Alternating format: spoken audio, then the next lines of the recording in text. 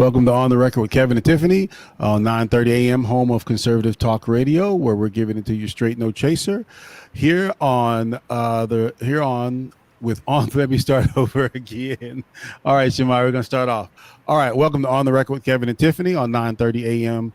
The Answer, home of conservative talk radio, where we're giving it to you straight, no chaser. And today, Tiffany, we have a very special guest. We have our co-host. I want to always say Reg is our tri-host here. That's what we'll add him in here today. There you go. All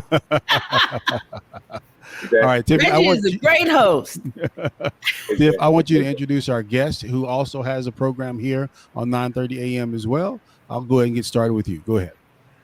So we have with us Dr. Marion Pinkston, and I think she's one of the best examples of what a person can do who has fortitude. She's not just a doctor, but she's been a patient herself.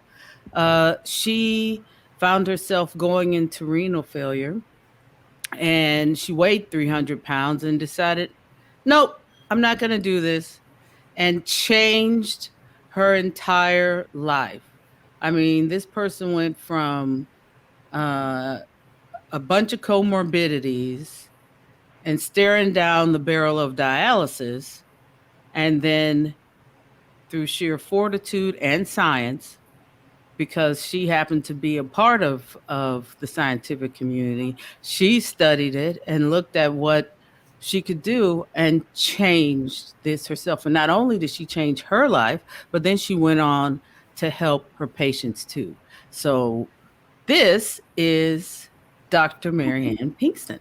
Oh, Tiffany, thank you. It's always so nice to hear back things like that. I appreciate it. Absolutely. Well, lady, I hope you end up, the rest of the world gets to know you, because, I'm glad that you are a practicing physician. I just want there to be 1,000 more Mariannes out there. That would be wonderful. Absolutely. It is, you say fortitude. Fortitude is something I think I had to learn how to do over a long period of time. It was such a process. I think that my passion really stems from the fact that I was so sick and I could not get a lot of the doctors who were my friends, so to speak, and peers here in the city, that I could not get them to diagnose me correctly and lead me down the right path. So what do?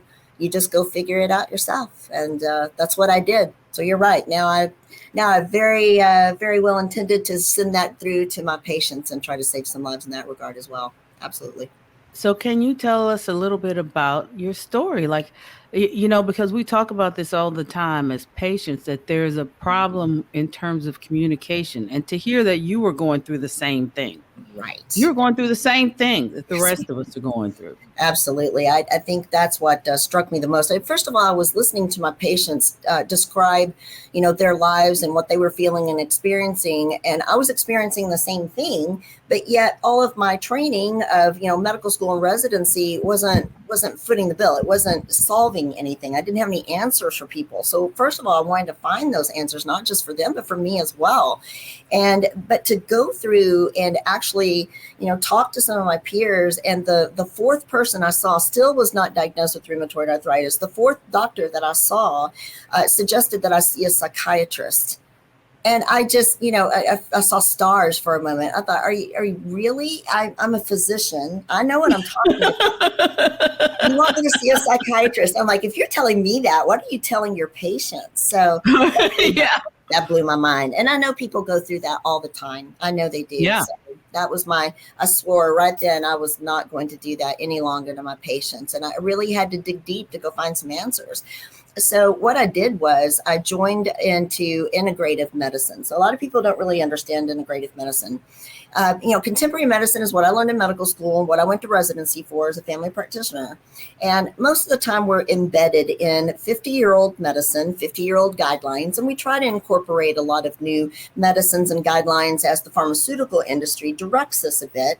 And it's not all that bad, but it is. And we get a list of recipes and algorithms that we tend to give patients. And if they don't fit in that recipe or algorithm, well, then, we have punt, next doctor. I can't figure it out. Go see somebody else. So integrative medicine, most people think of as more of a holistic type of style of medicine, use a lot more of natural therapies and treatments and diet and exercise and things like that. And although that's true, I think if you look at both sides of medicine, contemporary or holistic, each one can make mistakes and go off in an extreme direction. So what integrative medicine tends to do, and some people call it functional medicine, but what integrative stands to do is bring the contemporary side and the holistic side together and integrate them so that we are using the best of both worlds to get the maximum amount of information that we can to, help our patients and try to do the right thing, and mainly just go from what is wrong and get to the basis of it and fix what's wrong, not just Band-Aid symptoms and try to just give them a pill, so to speak. Oh, I like that. What was the rheumatoid arthritis a contributing factor to the kidney problem? Yeah, that's what it was. Yeah, rheumatoid arthritis is an autoimmune illness, and meaning that my body is attacking itself. And, there wasn't really a strong, genetic component in my family, but I think that it was exposure to maybe some toxins in the house or something turned a gene on in my body. I developed rheumatoid arthritis. So in that 4 years of trying to figure out what was wrong, I didn't have a diagnosis yet. I had to work. I mean, I'm having children. I'm, own my own business. I'm seeing patients. I'm, trying to get involved in the community and, do all the things that people do. And I'm in pain, terrible, horrible pain. My joints are all swollen. I can barely walk and get out of bed sometimes. There were days where I would sit in the shower, for 20 minutes until the water ran cold, just saying, I gotta go to work. I gotta go to work. It was miserable. So what did I do? I turned to Advil. So Advil, doctor, heal thyself. Advil, I would take anywhere from 800 to 1200 milligrams every 6 hours sometimes. And I did that for 4 years. Like I say, I didn't have, many doctors to look in on me and try to help me with my pain. So I'm trying to take care of myself. In the end, as an anti-inflammatory, Advil is ibuprofen. It's an NSAID or a non-steroidal anti-inflammatory. Well, that is very difficult and very hard for the kidneys on a long-term basis. So for 4 years, I pounded my kidneys. Not only that, I was on a lot of steroid medications. So steroids we're not talking about the, steroids that bodybuilders, take. These are legitimate prednisone, medical steroids. I took so much of that I just kept gaining weight. And when I got up to probably about 225 or so, I developed diabetes. So I had blood pressure problems, diabetes. So I had all of these factors with anti-inflammatories that pounded my kidneys very, very quickly. And I could just see the degradation. I was watching it myself and I could just see the degradation, but I couldn't get anybody to help me, to turn it around. So I just had to do what I had to do. But I definitely almost killed myself doing that. And that was a terrible thing to do. But when you're desperate, sometimes you just got to do what you got to do. It's hard. Right. So what was the point? What was it that you said, okay, I'm going to change? And then how did you change? Right. Was it just gradually or did you cold turkey? There's kind of several stages to it, I think. The first stage was finally finding a physician that believed me, and that is Dr. Pendleton Wickersham. I do not mind a shout out on this gentleman. He is an amazing human being and physician and took me very seriously, and I've been with him ever since. So he helped me to get diagnosed and get on the appropriate medications, and that's been a whirlwind. I've been on so many different biologics and medicines that probably kill a small horse, but I've had to do again what I've had to do to control the disease. After gaining so much weight, I think that was, the diabetes and all that. That was facing the kidney issue. I didn't want to die. I mean, nobody wants to, die specifically, but sometimes you're either so miserable that you just really can't see the forest for the trees, trying to survive. But Dr. Wickersham helped me realize that I was literally killing myself, living with the obesity and the diabetes, and I had young children at the time, and I wanted to be here for my practice. I mean, I've got a lot of dreams and things I want to do. So I kind of faced that I needed to make some changes.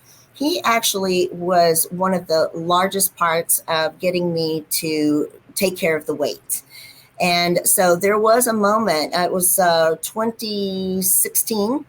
It was about December of 2016 when I remember walking around out of the gate, the side of the car, and I got in my car and I was so short of breath. I was 300 pounds and so short of breath. And I just said, that's it. I don't want to live like this anymore. Now, I spent 13 years overweight to obese.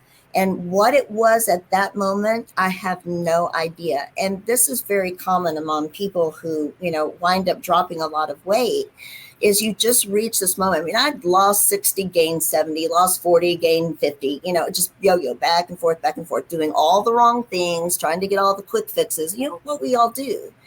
But there was that moment where I just sat down and I said, that's it. I have to take control of this. I don't want to live like this anymore.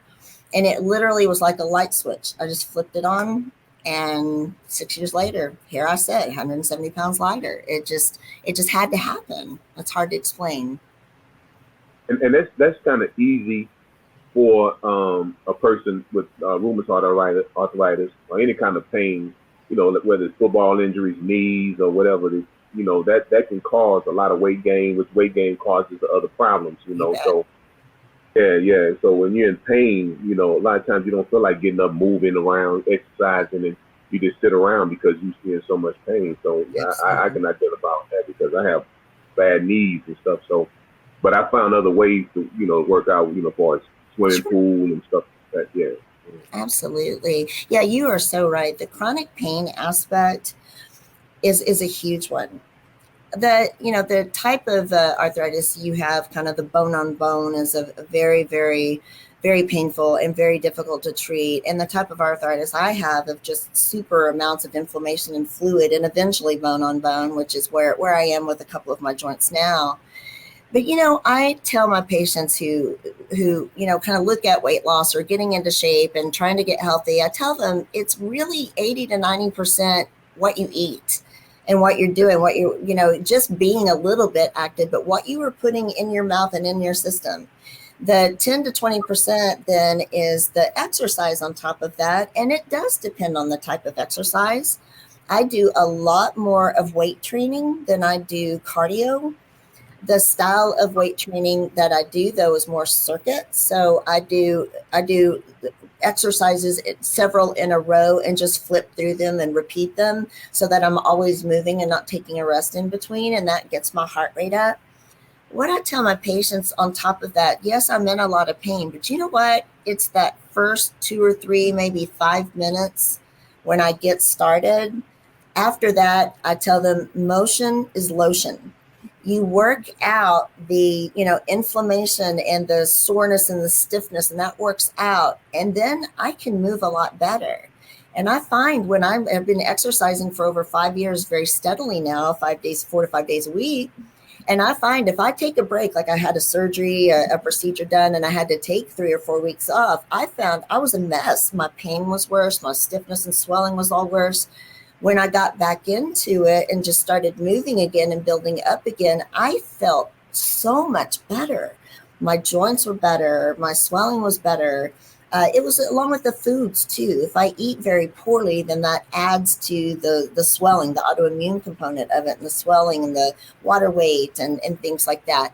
So people really don't understand it. And you said it perfectly, that you just found something else. Maybe you can't do it this way anymore. All of this with the weight loss, with the disease, trying to find a treatment, with, trying to figure out ways of getting around pain and working out. All of those things are obstacles.